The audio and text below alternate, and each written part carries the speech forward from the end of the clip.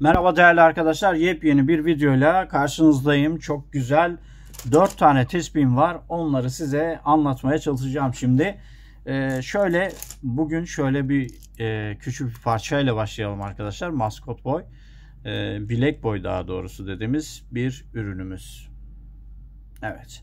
Bu malzememiz A20 malzemeden yapıldı arkadaşlar. Pala malzeme A20 kodlu malzememizden yapıldı. Şimdi kısa tok imamemiz çok güzel. Kalın delik 2, 4, 6, 8, 10, 12, 14, 16, 17'li 17 ne yaptım ya 19'lu 2, 4, 6, 8, 10, 12, 14, 16, 18, 19'lu yapılmış bir tesbih arkadaşlar. Şöyle tane detaylarında durakların olduğu yeri göstereyim size. Kesimimiz tabii ki düz ağızlı yumurta. Şöyle bakalım.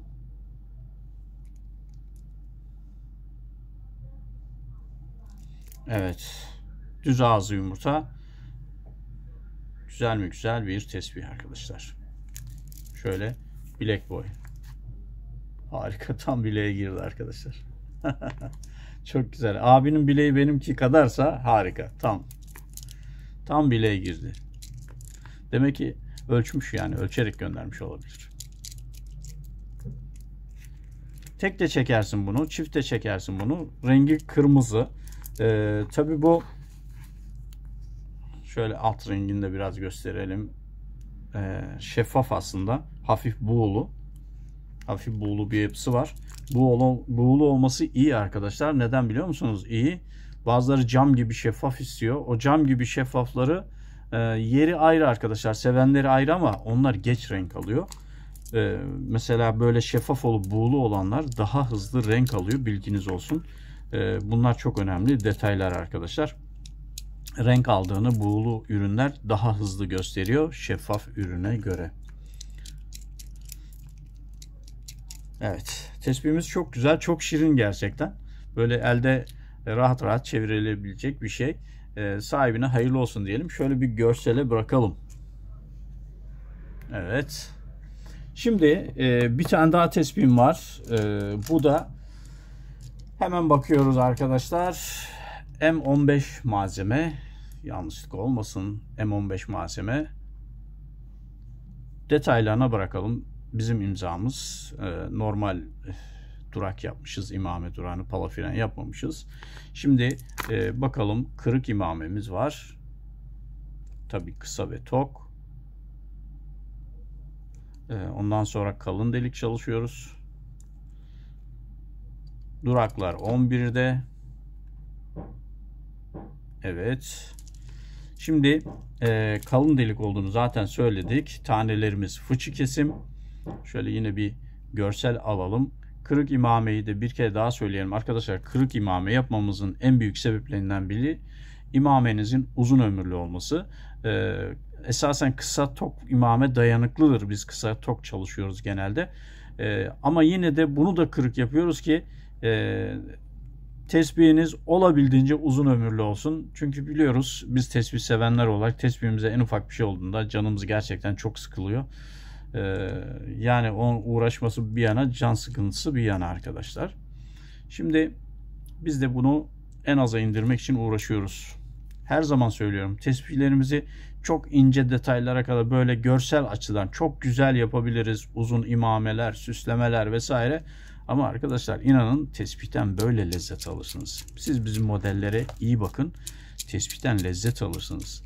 Tesbih çekmeye önem veriyorsanız, tesbih elinizde dönerken lezzet almaya önem veriyorsanız görseli fazla umursamayın arkadaşlar.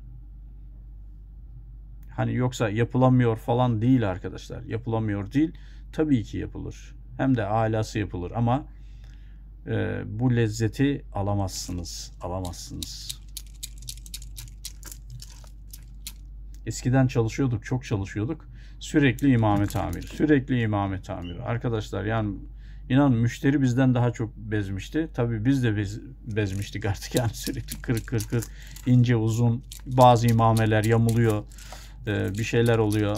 Her türlü şeye maruz kalıyordu arkadaşlar.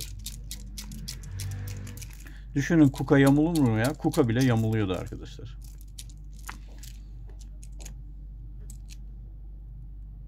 Harika. Güzel tespihimizin ölçüsünü söyledik mi? Söylemediksek söyleyelim. 10'a 12 fıçı kesim, kalın delik, sahibine hayırlı olsun. Çok güzel bir tespih olmuş. Yanılmıyorsam bu abinin bir tespihi daha var. Bir tespihi daha var. O yetişmedi. Yetişince beraber belki çekeriz yine. Evet. Şimdi sıradaki 2 tane küsenim var. Bu ikisi bir kişiye ait. Göstereceğim. Bakalım beğenecek misiniz? Şuna bir bakalım. D21 eski kalan parça malzemelerimizden, eski malzemeler arkadaşlar, kahverengi tondaydı. D21 malzememizi ne çalıştık? 9'a 12 fıçı kesim. Yine de bir bakalım. Evet. 9'a 12 fıçı kesim, kalın delik, kırık imame, detaylara bakıyoruz. Evet. Kalın deliğine de bakıyoruz. Dayanıklı gövde arkadaşlar. Bol damarlı, full damarlı arkadaşlar. Yani şöyle yakından göstermeye çalışacağım size damarlarını, bakalım görebilecek miyiz? Bakın bu damarlar arkadaşlar tespih çekildikçe daha çok belirginleşecek. Renk değiştirecek. Çıtır çıtır olacak. Malzemenin sertliği de aynı zamanda artacak. Sahibine hayırlı olsun diyelim. Malzemenin şimdiden sertliği çok iyi. Şöyle bir görsel alalım. Harika. Arkadaşlar unutmayın, tespihleriniz eskidikçe, renk aldıkça bize resim atmayı unutmayın. Video atmayı unutmayın. Böyle hani en güzel zamanınız olur ya, böyle tespih çekerken çatır çatır çatır ses çıkartır. Fırsatını yakaladıysanız hemen bir video çekin, bize atın arkadaşlar. Bazı anlar o kadar güzel ki harika. Çünkü bu malzemeler bazen nemli havadan etkileniyor. Birinin atölyesine girdiğinizde mesela kimyasalla çalışanlar varsa bazen bakıyor malzeme etkilenebiliyor. Bilginiz olsun yani. Çünkü dışarıdaki havadan ve şeyden çok ciddi anlamda etkilenen bir tespih arkadaşlar. Hava ne kadar kuruysa malzeme o kadar çıtır çıtır oluyor. İnanamazsınız bu malzemeye arkadaşlar. Yani buna diğer adıyla yaşayan malzeme diyorduk. Yaşayan malzeme sürekli etkileşim halinde. Sizin elinizdeki kimyasala göre renk değiştiriyor arkadaşlar. Mesela herkes de aynı renge dönmüyor. Kiminki elinin kimyasalına göre mesela farklı tona dönebiliyor. Ben hatırlıyorum ki şu sarı tespih, bakın şu tondaki sarı tespih bir abinin elinde yeşile doğru gitti. İnanamazsınız ya. Yeşile doğru gitti arkadaşlar ya. Ama normalde bunun portakal rengine dönüp oradan da kırmızıya doğru gitmesi gerekiyor. İnsanların elinin kimyasalına göre değişiyor. Bazılarının da renk değiştirmiyor. Çok ilginç. Bazılarında aylar geçmiş, hiçbir şey değişmemiş. Yani inanılmaz yani. İnanın, durduğu yerde bile değişirken öyle bir şeyle de karşılaşabiliyoruz.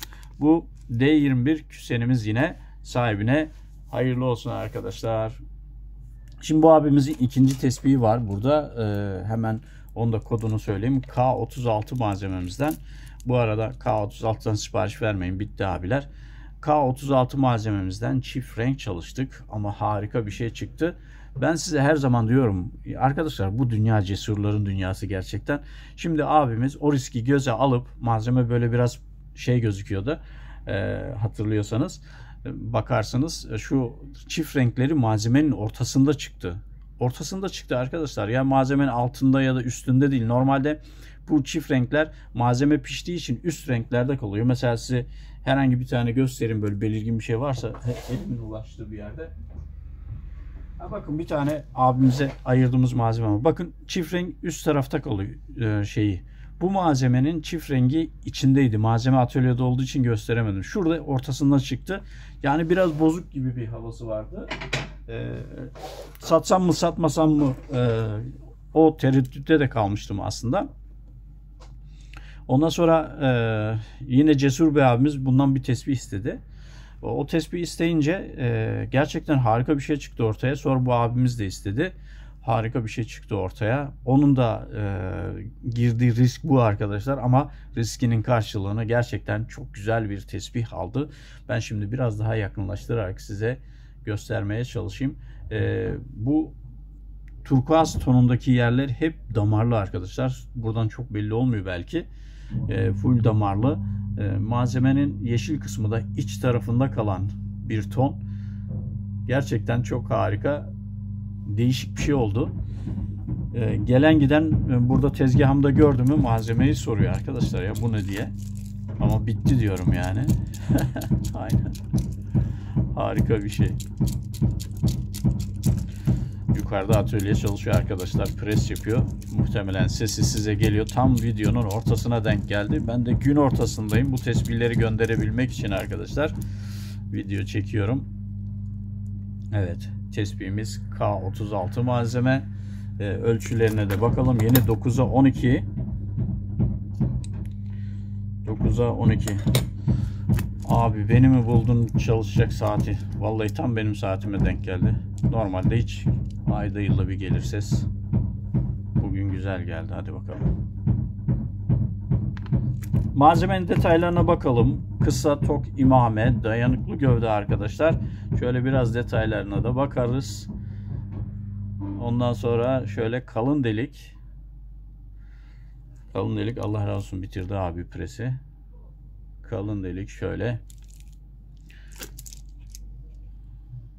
Harika.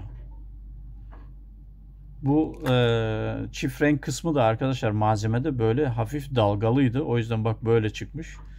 Tespihe de çok farklı bir hava vermiş. Evet. Çok farklı bir hava vermiş. İnişli çıkışlı. Ben çok beğendim. Umarım abi de beğenir, ki beğenir diye düşünüyorum. Gerçekten çok değişik bir şey.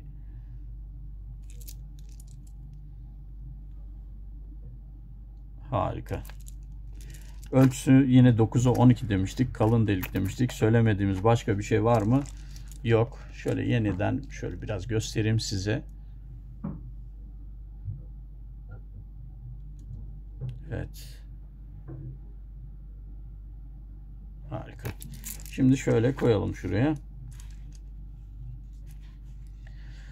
Arkadaşlar tespihler sahiplerine hayırlı olsun. İyi günlerde kullansınlar. Bu tesbih ellerinden hiç düşmeyeceğine eminim. Yine de düşürmemeleri için de dua edelim arkadaşlar. Gerçekten bu tesbihleri kullanan insanlarda farklı bir hava var. İnanın ne dert bırakıyor ne tasa bırakıyor. O kadar güzel çekimi var. Sahiplerine hayırlı olsun diyelim yine. Şunu da şöyle bir düzelterek koyayım. İyi günlerde kullanın arkadaşlar. Hoşça kalın, sağlıcakla kalın.